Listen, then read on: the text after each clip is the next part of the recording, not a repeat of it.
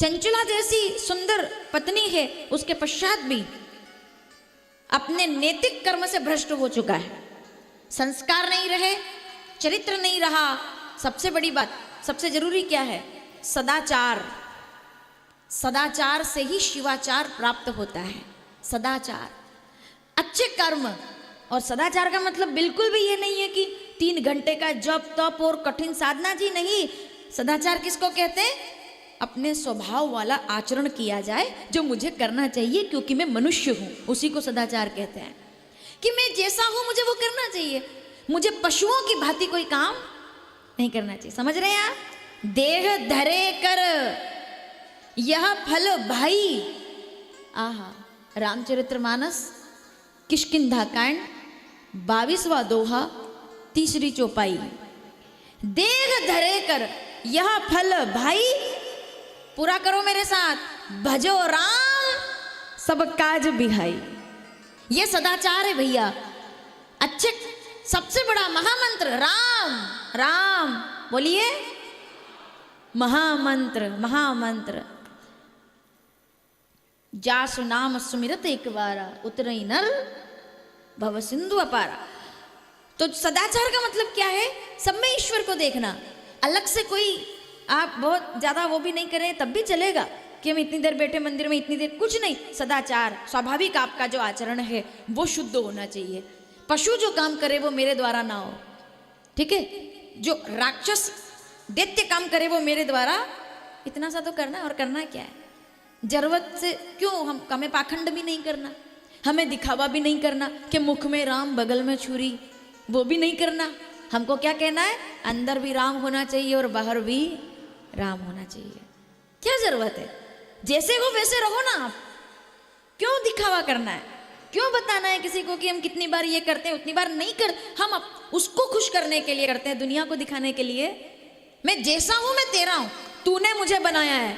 मेरा जन्म लेना मेरे बस में नहीं है, मेरी मृत्यु मेरे बस में नहीं है। मेरे बस में केवल एक चीज है और वो है मेरा जन्म से लेकर के मृत्यु तक का जीवन, और वही जीवन मैं तुम्हारे चरणों में समर्पित कर चुका हूं। इसलिए मैं तुम्हारा हूं और तुम फालतू ही उलझ रहे। ना तो जन्म का दिन पता है किसी को कि किस दिन जन्मे, मतलब ये कि क्या पता था कि हम इसी दिन जन्मेंगे? उधर से डील करा कर लाए कोई ना, साइन एग्रीमेंट करवाया है कि उतनी तारीख तक, उतने सन तक, 2060 तक हम रहेंगे। ऐसा कोई एग्रीमेंट है किसी के पास? नहीं है।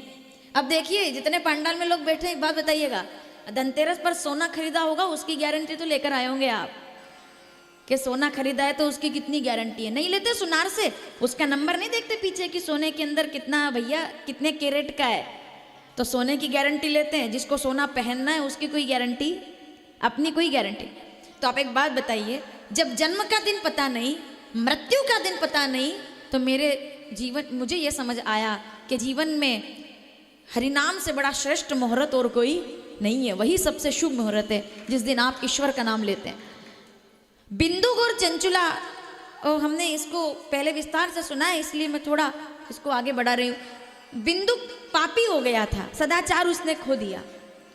घर में पत्नी होने के बावजूद भी अगर कोई पराई नारी पर कुदृष्टि रखे तो मैंने सदा इसका विरोध किया है। और मैंने हमेशा कहा है कि जितना एक नारी को पतिव्रता होना चाहिए, उतना ही एक पुरुष को भी पत्नीव्रता होना चाहिए, क्योंकि संबंध दोनों का बराबर है। अगर नारी के ऊपर पतिव्रता का एक हम देखते हैं कि आवरण है कि पतिव्रता नारी श्रेष्ठ होती है, तो पत्नीव्रता पुरुष भी सर्वश्रेष्ठ होता है।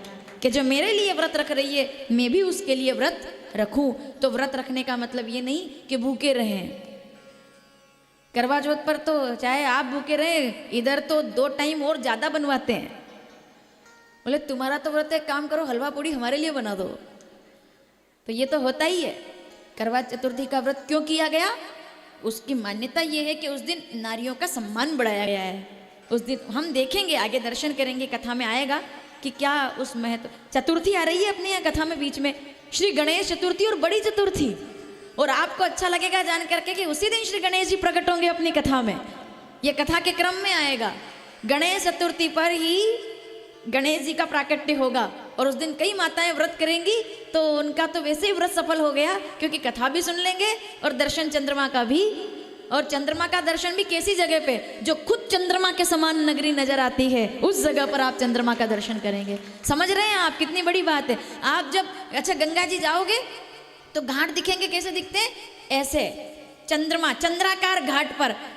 जिंदगी में आपकी 7 पीढ़ियों के पहले और 7 पीढ़ियों के आगे पीछे ये सौभाग्य केवल आपको मिला है कि चतुर्थी पर चंद्रपुरी में खड़े होकर के चंद्र का दर्शन करेंगे, क्योंकि ये चंद्रमा के समान सब घाट है, और इधर भी चंद्रमा और उधर भी चंद्रमा। तो हम उसमें सुनेंगे आगे। तो पति तो हो जाए जो कर्मों से, ऐसा थोड़ी है।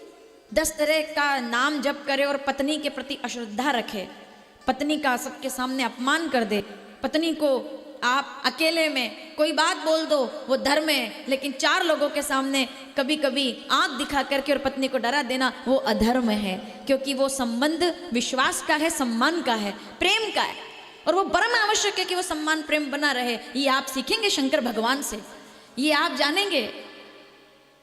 महाराज जी ओम नमो नारायण।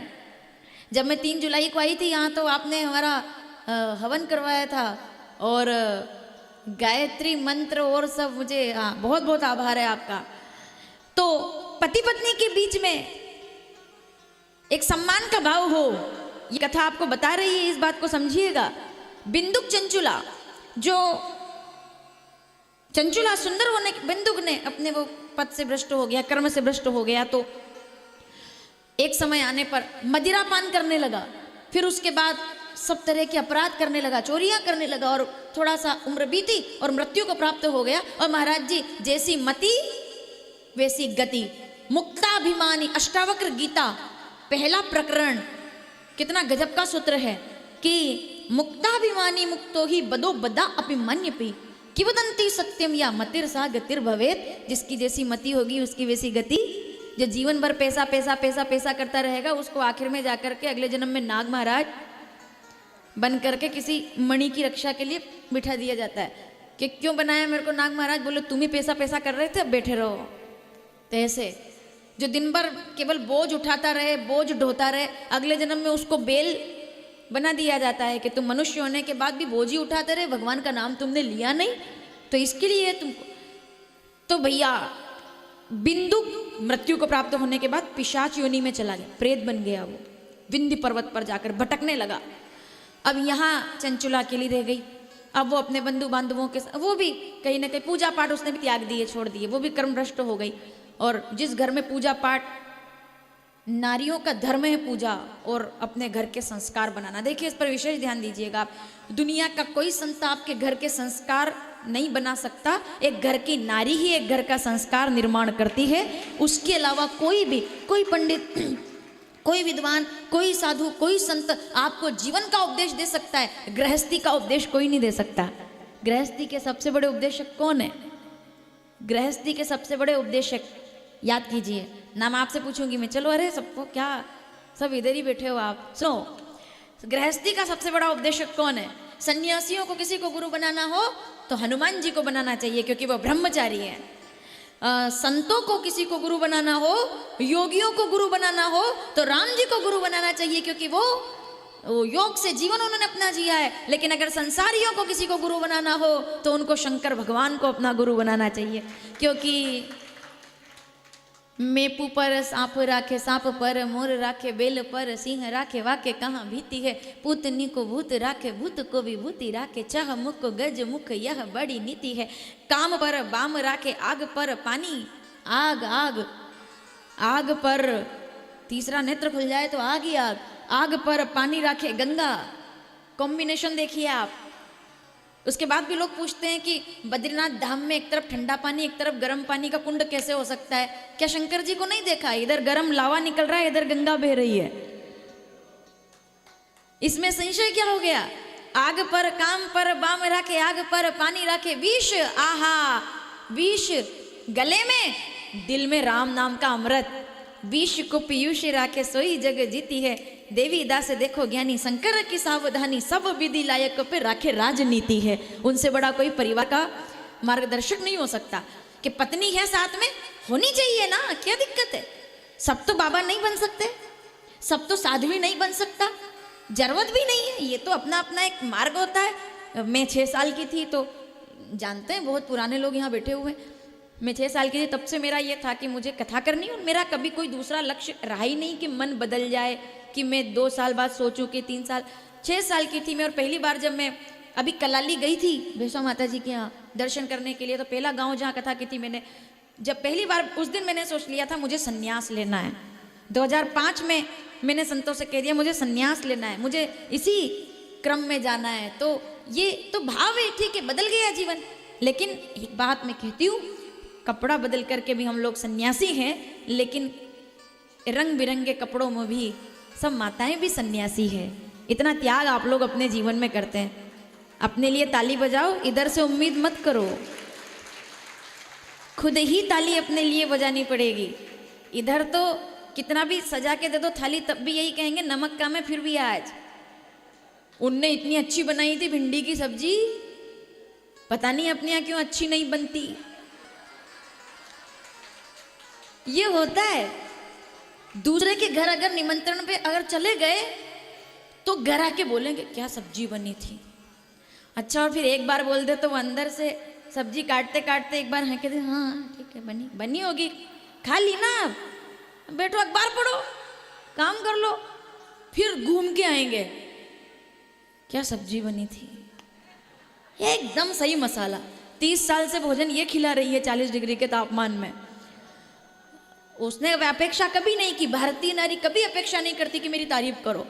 उसके बाद क्या सब्जी, और जैसे थाली सामने आई शाम के समय, और थाली सामने आते ही फिर एक बार कह दिया क्या बनाया, करेला। अरे करेला तो उनने बनाया था, गजब का बनाया था। ये क्या हो गया, ठीक है, कभी कभी ऐसा बोल दो कि बनाया तो उनने था, पर जो स्वाद यहाँ है ना, तुम मेरे घर की अन्नपूर्णा हो। कल सुना है ना आपने। नारियों का सम्मान करो भाई, घर की लक्ष्मी है वो। मैंने तो एक बात देखी है, मैं आपको खुश करने के लिए बिल्कुल नहीं बोल रही, प्रैक्टिकल बोलती हूँ। एक गृहिणी से बड़ा त्याग सन्यास। हम सन्यास लेते हैं तो हमारा नाम बदला, वर्षा नागर से अन्नपूर्णा गिरी। वो सन्यास जब लेती है तो पति का नाम आ जाता है सामने, वो भी तो सन्यास है, वो भी तो त्याग है, उनका भी तो नाम बदल जाता है, उनका भी तो। हमें लोग कहते हैं कि आपने अपना घर त्याग दिया, अब आप उज्जैन रहते हो, काशी रहते हो, कैसा लगता है। मैं उनसे पूछती हूँ आपने भी तो अपना घर छोड़ा है, आपका भी तो अपना आंगन था। 18 साल तक उस आंगन में कैसे चिड़िया की तरह उड़ रहे थे आप। कभी नहीं ध्यान रहना पड़ता पल्ला इधर से ऐसे ना हो जाए, कभी नहीं कि चाची मामी काकी ये वो सब। अब हर चीज में एक रिश्ता बदला, पूरी जिंदगी बदल गई, पूरा जीवन। आपका भी तो त्याग है, कितना त्याग एक नारी करती है। और परिणाम में कभी कोई ये नहीं कहता, कभी कोई धन्यवाद नहीं देता। माँ के रूप में, पत्नी के रूप में, भाभी के रूप में, परिवार की किसी भी नारी के रूप में कभी कोई ये नहीं कहता। मुझे शिकायत है इस बात की। महाराज जी लोग बैठे हुए, मैं तो आपके आदेश से बोलना चाहूंगी, यूट्यूब पर लोग इसको देखेंगे। मुझे शिकायत है इस बात की, दुनिया में रेस्टोरेंट पर जाते हो, 1000 का बिल आता है, 3 दिन बासी दाल खा के आते हो और कहते हो कि गजब की बनी थी, उस वेटर की तारीफ कर देते हो। लेकिन घर में जो नारियां काम कर रही हैं, जो आपके लिए सब करती हैं, उनकी कभी तारीफ के लिए 2 शब्द। ये नहीं है कि उनको तारीफ चाहिए, तारीफ नहीं चाहिए, सम्मान चाहिए, अधिकार चाहिए कि अन्नपूर्णा। क्या सुना आपने कल? अच्छा, कल आपने क्या सीखा? महाराज जी ने बताया कि अन्नपूर्णे सदापूर्णे शंकर प्राण वल्लभे। क्या बात है, भिक्षान देही पार्वती, जगत को भिक्षा देने वाला, किसी से नहीं मांगा, पत्नी के सामने हाथ फैलाया है शंकर जी ने। क्या सीखा? पैरों में आ गए सामने। दुनिया में कभी आपने देखा हो तो महाकाली है और चरणों में कौन? शंकर जी। ये क्या है? हमारे यहाँ नारियों, सनातन में नारी पूजनीय ऐसा नहीं। अब मैं इस पर खुल के कुछ नहीं कहूंगी, पर सौभाग्यशाली होती है वो लोग जो सनातन में जन्म लेकर के आते हैं, क्योंकि यहाँ अधिकार है, यहाँ अधिकार है हर बात का। तो कहने का सिर्फ इतना सा तात्पर्य है मेरा कि नारियों का सम्मान हर घर में। ये कभी कभी 2 शब्द प्रेम से बोल देने चाहिए भाई, कि भिंडी उनने भी अच्छी बनाई लेकिन तुम्हारी ज्यादा अच्छी थी, तुम्हारा जो स्वाद है वो अन्नपूर्णा। शंकर जी ने कहा तुम अन्नपूर्णा हो। चरणों में आ गई जब माँ भगवती, तो चरणों में आ गए भोलेनाथ। इसका क्या मतलब था? क्या अब व्यवहारिक कथा ये कहती है कि व्यवहारिक कथा कहती है कि वो उनको रोकने के लिए चरणों में, महाकाली नहीं रुक रही थी तो शंकर जी पे जो भी आ रहा था राक्षस उसके मस्तक को चबत करके दबा करके बढ़ रही थी, तो शंकर जी आ गए तो वो एकदम से जिह्वा निकाल देती है कि अरे ये क्या हो गया, भोलेनाथ आ गए। ये तो लौकिक कथा है, वास्तविकता क्या है? नारी का सम्मान, नारी का आदर भगवान ने भी सिखाया है। जिस घर में नारी का आदर होता है, यत्र नार्यस्तु पूज्यन्ते रमणते तत्र, तो अब प्रैक्टिकल देख के जाओ। यत्र नार्यस्तु पूज्यन्ते, जहाँ शिव जी अन्नपूर्णा माता की पूजा करते हैं, सकल तीर्थ ऐसी काशी को प्रणाम करते हैं। अपने घर को काशी बनाइए, नारियों का सम्मान कीजिए। बिंदुक चंचुला की कथा बहुत गजब की कथा है। देखिए, अब चंचुला भी कर्म भ्रष्ट हो गई। जब पति के कर्म नहीं रहे और जब पति नहीं रहा तो वो भ्रष्ट हो गई थी। लेकिन बंधु बांधुओं के साथ एक बार वो गोकर्ण क्षेत्र, तीर्थ क्षेत्र में जाती है और वहाँ मेला देखने की दृष्टि से, विधवा होने के बाद, वैधव्य के बाद, ऐसे ही कि बच्चों ने कहा चलो मन बहल जाएगा, आ गई। अपराधी पापिनी ये भी थी, झूठ बोलना, निंदा करना, ये सब। अब जब वो आती है तो वहाँ सब मेला देख रहे थे और एक पंडित जी कथा सुना रहे थे, शिव जी का नाम ले रहे थे। तो उन्होंने एक अध्याय में ये कहा कि जो नारियां अपने पति का आदर नहीं करती और अपने पति के धर्म को छोड़ करके अन्य निंदा बुराई करती है, उसको ऐसे ऐसे नरक में जाना पड़ता है। तो ये डर गई, ये तुरंत जाके बैठ गई वहाँ। बोले ये तो अपनी बात चल रही है। बोले महाराज जी मुझे कौन कौन सा नरक में भेजा जाएगा? उन्होंने कहा तुमने क्या किया है? बोले मैंने ये किया, ये किया, ये किया। बोले वो तुमने ये क्या किया? इतना सब तुमने, तो तुम्हें निश्चित नरक में तो जाना पड़ेगा। तो वो आंखों में आंसू लेकर कहती मेरा उद्धार का कारण बताइए, मैं क्या करूं? तो विद्वान थे पंडित जी, कहते शिव महापुराण का श्रवण करो, क्योंकि जिसका कोई नहीं है उसके भोलेनाथ है। भोलेनाथ सबके साथ, ठीक है? भोलेनाथ पापी पुण्यात्मा, अच्छा बुरा, कड़वा मीठा, आम खट्टा, सब सबके साथ। अब चंचुला जाती है और काशी जैसे क्षेत्र में आकर और वो कथा का रसपान करती है, शिव जी की चर्चा सुनती है। और समय आने पर बहुत कुछ लोगों को आप देखते हो ना कैसी मृत्यु प्राप्त होती है, एकदम पानी जैसे, एकदम सरल। कभी एकादशी पर, बड़ी बड़ी अच्छी तिथियों पर पुण्यमयी लोग अपना शरीर त्याग देते हैं बहुत आसानी से। कौन त्याग देते हैं? जिन्होंने अपने जीवन में सुकृत किए हैं, जिनके पुण्य, मतलब जो बिना परेशान हुए, वो भी मृत्यु भी सुधारना बहुत बड़ी बात है। कि कोई तो बिल्कुल तड़प तड़प करके और बिल्कुल परेशान होकर कि हे भगवान अब तो उठा लो, अब तो कोई सेवा भी नहीं कर रहा, अब तो ऐसा नहीं। और एक वो होता है कि एकादशी पे क्या हुआ, कई लोग आपने सुने होंगे, बोले साहब वो तो सुबह चाय पी रहे थे, घर आकर के कल्याण पढ़ रहे थे और उसके बाद सोए, तो हर हर, तो उसका कोई अफसोस नहीं। अब फिर मैं राम कथा में नहीं जाना चाहती, लेकिन क्या कहा था वशिष्ठ जी ने? बोले वो सोच के योग्य नहीं है। राजा दशरथ की मृत्यु सोच के का कारण नहीं है, क्योंकि सोच का कारण तो ऐसे ऐसे ऐसे पूरा क्रम है, उसमें कौन कौन सोच, किसके लिए मरने पर सोच करना चाहिए। जिसने कभी कोई तीरथ ना किया हो, सुन लीजिए, जिसने कभी भजन ना किया हो, जिसने कभी भगवान का नाम ना लिया, उससे कहना चाहिए कि तेने तो अपना जीवन वैसे ही बिता दिया। अरे दो नाम राम के ले लेता तो तेरा भी उद्धार हो जाता, और इस जन्म में ना सही अगले जन्म में तू भी काशी चला आता। या आप यहाँ बैठे हो, या आपके पुण्य आपको लेकर आए हैं। तो बिंदु की मृत्यु के बाद चंचुला वो जाती है और शरीर का त्याग कर देती है। और जैसे वो त्याग करती है और जब उसका प्रयाण हो जाता है प्राण का, तो वो कहाँ पहुंची? सीधे शिवलोक। बोलिए शंकर भगवान की। शिवलोक पहुंच गई एकदम। और चंचुला जिसने पाप तो किए थे पर शिव पुराण सुनी थी, तो वो कौन बनी? माता पार्वती की सहेली। कैलाश में जाकर के नियुक्ति, पद नियुक्ति हुई साहब, वो बन गई सखी माता पार्वती की। तो माता पार्वती उससे कहती जाओ शंकर जी के लिए माला बनानी है, फूल लेकर के आओ, वहां बगीचे में से फल लेकर के आओ। कितनी बढ़िया काम है। अब दौड़ दौड़ कर सेवा करती, बड़ी मगन होती। और एक दिन जब थाली सजा करके दी तो बोले क्या करेंगे? पहली बार था, पहली बार गई थी कैलाश पर, तो देखा, बोले आप मुझसे दिन भर से फूल मंगा रही है, धतूरा मंगा रही है, आकड़ा मंगा रही है, ये वो सब मंगा रहे हैं, इससे क्या करेंगे? बोले थाली में सजाएंगे और अपने पति की सेवा करेंगे। मैं अपने पति की पूजा करूंगी। इसके लिए सब तो थाली सजाई और शंकर जी का पूजन किया, महादेव का पूजन किया। और जब ये देखा तो चंचुला की आंखों में उसी वक्त आ गए आंसू कि मैंने कभी ऐसे अपने पति का पूजन नहीं किया। और तब याद आई कि मेरे पति कहाँ हैं, ये तो मैंने सोचा ही नहीं। अगर मैं मरने के बाद यहाँ हूं तो वो यहाँ क्यों नहीं है, वो यहाँ क्यों नहीं है? अगर मैं यहाँ पर हूं, हाँ, एक स्थान, अच्छा महाराज जी पधार रहे? जी जी बिल्कुल, ये हमारा बड़ा सौभाग्य है। पूज्य गुरुदेव का आगमन हमारे बीच हो रहा है। जोरदार तालियों से और वंदन नमन के साथ हम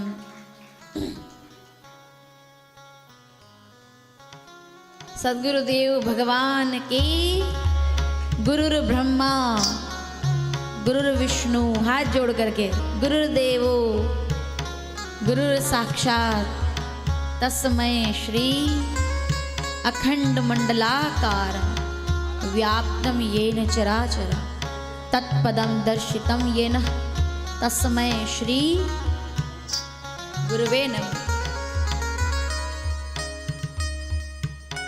गुरु ही जगत का सार है। हमारे अस्त व्यस्त जीवन को जो व्यवस्था प्रदान करे वही गुरु कहलाते हैं। प्रकाश, अंधकार से प्रकाश की ओर हमें लेकर जाने वाले गुरु ही होते हैं।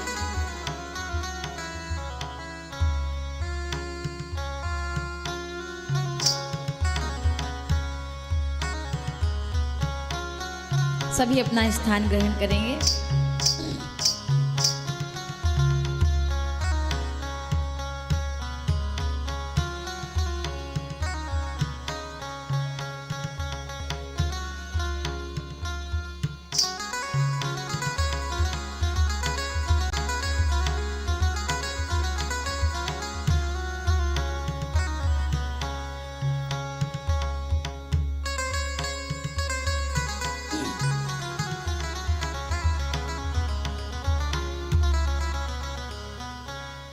काशी में साक्षात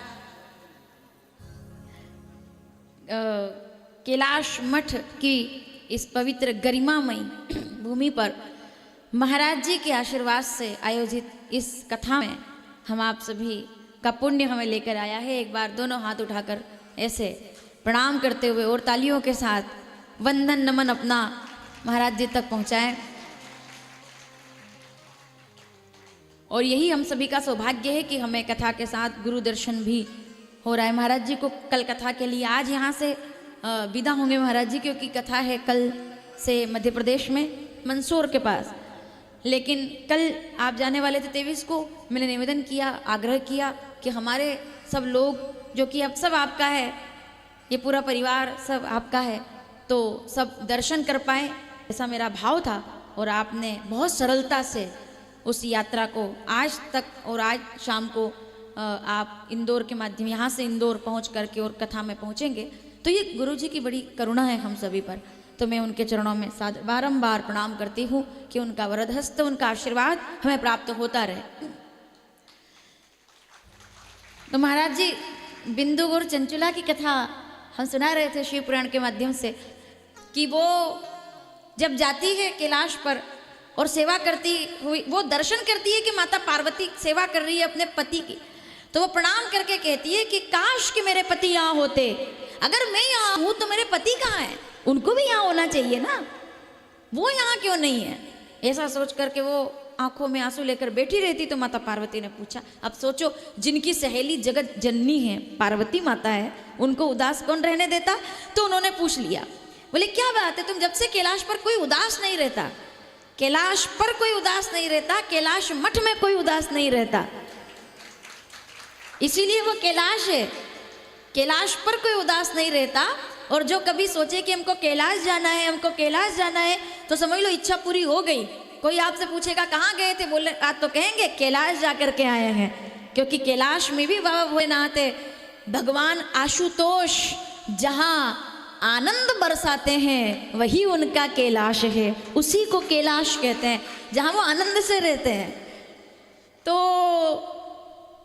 वो प्रसन्न होकर के माता पार्वती पूछती, क्यों तुम इतना दुखी रहती हो? तुम कैलाश में दुखी कैसे रह सकती हो भाई? यहाँ तो कोई दुखी नहीं रहता।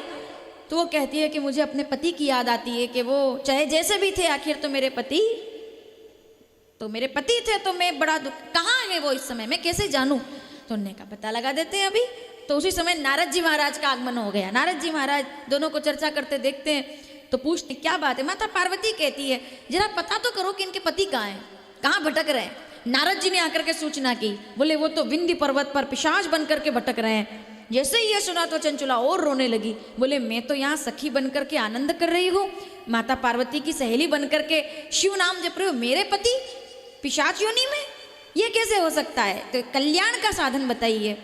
तो नारद जी महाराज ने कहा बड़ी अच्छी बात है, जो सामने लोग कथा बैठकर सुनते हैं उनका उद्धार तो पुराण कोई भी कर देती है, लेकिन जो जगत में ही ना हो उनका उद्धार केवल शिव पुराण कर सकती है, जो सबके लिए है। वही मैंने कहा पुण्यात्माओं के लिए भी पुण्य क्या है?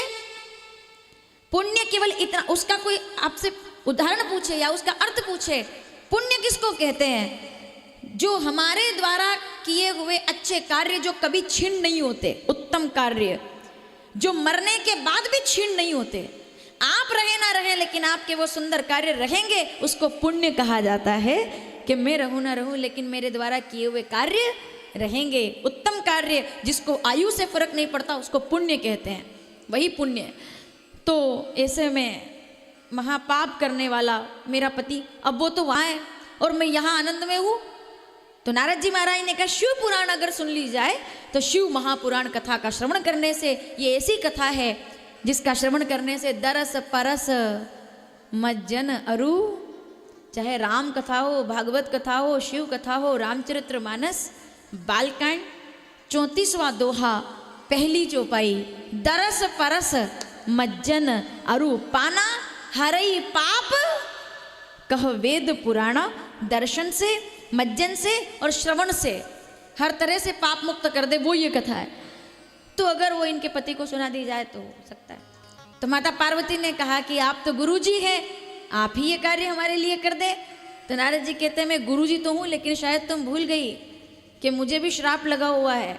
कथा सुनाने के लिए एक जगह बैठना पड़ता है, एक जगह टिकना पड़ता है, और मेरे स्वभाव में एक जगह बैठना नहीं है, तो मैं कथा नहीं सुना सकता। नारद जी महाराज से पूछा माता पार्वती ने, सब कथा सुना सकते, आप क्यों नहीं सुना सकते? नारद जी कहते हैं मैंने इतनी कथा सुना दी थी कि दक्ष के सब बेटों को बाबा बना दिया था।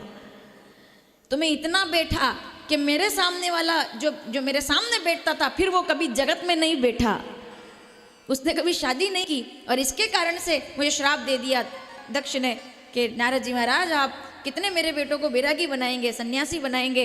अगर कोई माता पिता को पता चल जाए कि उनका बेटा बाबा बनने वाला है, घबरा जाएंगे वो, है ना, कि क्या साधु बनोगे? तो दक्ष जी के साथ तो उनके कितने बेटे साधु बन गए। नारद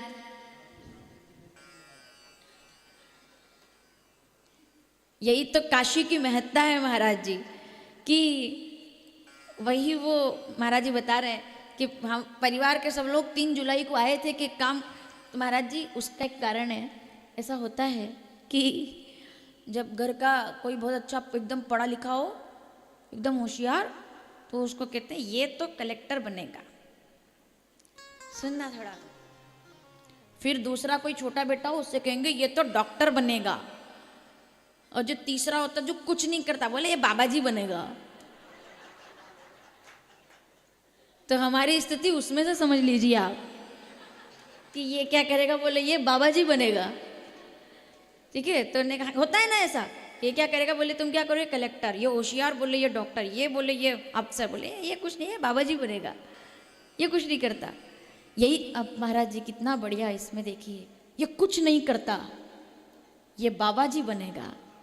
अब इसमें कितना बड़ा श्रीमद् भगवद गीता 2 अध्याय 56वां श्लोक, ये कुछ नहीं करता ये बाबा जी क्यों बनेगा? क्योंकि दुखेषु अनद्विगमना सुखेषु विगत अस्पृह वीतराग भय क्रोध, जो करता भी नहीं है और जो भोगता भी नहीं है वही तो बाबा जी बनेगा, जिसको कुछ करना ही नहीं है। जिसको कुछ नहीं करना, जो जान गया है जगत गुरु शंकराचार्य भगवान का वह सूत्र कि ब्रह्म सत्यम जगन मिथ्या, जो अद्वैत का संस्कार सीख गया है, जो विशिष्ट अद्वैत को जान गया है। महाराज जी कल हमने चर्चा की थी इस बारे में, 8वीं शताब्दी से लेकर के 16वीं शताब्दी तक कितने बड़े बड़े आचार्यों ने द्वैत, अद्वैत, विशिष्ट अद्वैत, अचिंत्य भेदा भेद, द्वैत, अद्वैत और द्वैत, किस किसने कैसे कैसे कहा, मैं उस पर चर्चा कर रही थी कि 8वीं शताब्दी ने जब हम चर्चा करते हैं तो उसमें जगत गुरु शंकराचार्य जी महाराज अद्वैत का दर्शन कराते हैं कि ब्रह्म ही सत्य है, जगत मिथ्या है, और वास्तव में देखा जाए तो जीव ही ब्रह्म है। दिखने में 3 दिखते हैं, ब्रह्म, जीव और जगत, लेकिन आखिर में जीव और ब्रह्म एक हो जाते हैं और जगत रहता ही नहीं, माया का पर्दा हटता है तो जगत भी ब्रह्म हो जाता है। अद्वैतवाद का दर्शन करा दिया। तो उनके बाद हम दर्शन करते हैं स्वामी भगवान श्री रामानुजाचार्य जी महाराज का, तो वो विशिष्ट अद्वैत का दर्शन करा देते हैं और वो कहते हैं कि नहीं नहीं, मायावाद में मैं विश्वास नहीं करता, मैं ये कहता हूँ कि हाँ ये सत्य है कि ब्रह्म सत्यम जगत में जगन, ब्रह्म सत्यम जगन मिथ्या, लेकिन मैं जगत को माया से नहीं देखता, मैं भेद से देखता हूँ। बड़ा प्यारा उसका आख्यान है, 3 तरह के भेद बताए उन्होंने, सजातीय भेद, विजातीय भेद और स्वगत भेद। तो उन्होंने भेद का सिद्धांत दिया और वो कहते हैं कि कुछ लोग कहते हैं कि भगवान ही तो जगत है, जगत ही भगवान है, तो उन्होंने कहा